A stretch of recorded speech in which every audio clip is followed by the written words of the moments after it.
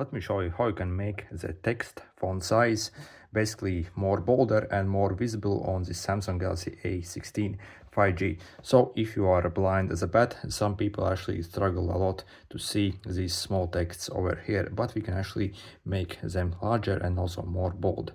So we can go to the settings, and in the settings basically we have to go to the display settings.